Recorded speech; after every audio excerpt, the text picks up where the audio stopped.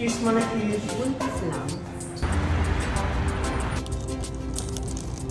Dahil wala na nga kaming mailuluto dito sa bahay, kaya naman napasugod nga kami dito sa Tamimi Market. Hindi naman kasi kami nag-grocery last time, kaya naman nga naubusan na nga kami ng stock ng mga karne. Ay, mali pala. Dahil sinadya pala namin last time na hindi nga mag-grocery dahil marami pa nga kaming stock, pero ngayon nga ay walang-wala na. Ang bibilin lang talaga namin nga ay manok at carrots nga dahil mag-aafritada nga ang daddy. Nandito na nga kami sa chicken section at mapapansin nyo nga ay napakadami nga ng yellow tag. Ibig sabihin nga niyan may promotion or discount, kaya naman dun tayo sa may promotion, charis. Ako naman, ang binili ko nga itong oat tortilla para nga sa aking pagkain. After naman namin mag-grocery ng konti, nagpunta na nga kami dito sa laundry para nga kunin na nga tong kumot namin. Ay, news ko, parang isang buwan na nga to nandito bago makuha ni daddy. Alam nyo ba, nung araw na to, ay muntik na nga namin maikot itong Riyadh dahil may hinahanap nga akong pagkain. Dahil bigla nga ako natakam dun sa pagkain na napanood ko dun sa mga vlog ng ating mga co-mommies. At tanda ko nga, mga year 2021, inakakain na nga ako nung parang kubos na may cream cheese. Nga ang hinahanap ko, kaya lang nga hindi ko nga alam yung tawag. Na naman, binalikan ko talaga yung vlog na yun at inalam ko nga yung tawag doon sa pagkain na yun. Kaya naman, buti nga dito sa Al-Kafif ay meron nga. Siyempre, to the rescue naman si daddy, kaya nga nahanap namin tong restaurant na doon na meron ganun tinda. Hirap talaga yung nag-crave ka pero hindi mo nga alam yung pangalan ng ikinay-crave mo, charis. So after nga namin makabili nitong tinapay, syempre lubos-lubusin na nga natin ang cheat day. Dahil may coupon nga si daddy ng buy one take one, kaya naman napasugod nga kami dito sa Tim Hortons dito sa hospital na pinagkatrabahuan ng daddy. Siyempre, since bumili nga tayo ng Arabic bread, kailangan meron tayong pantulak na kape. O bale, ito pala yung cravings ko for today's video.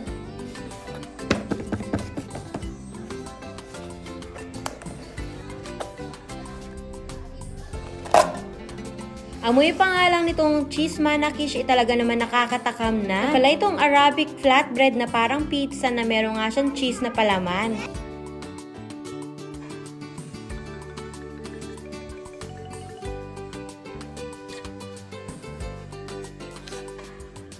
Dito pa nga lang sa video, natatakam na nga ulit ako at baka nga mamaya ay magpabili na naman ako, charis. O diba, sulit nga naman yung paglabas namin at paghahanap nga kung saan nga pwedeng mabili to. Craving satisfied na naman ang buntis, charis. Joke lang po. Sadyang napakahilig ko lang talaga sa mga tinapay na ganito, lalo na nga kapag ang palaman nga ay cheese or mozzarella cheese. Kaya nga tuwing nagpapabili ako ng pizza kay daddy, kailangan nga ay may mozzarella cheese. And next time siguro ay ito na nga lang papabili ko para mas mura.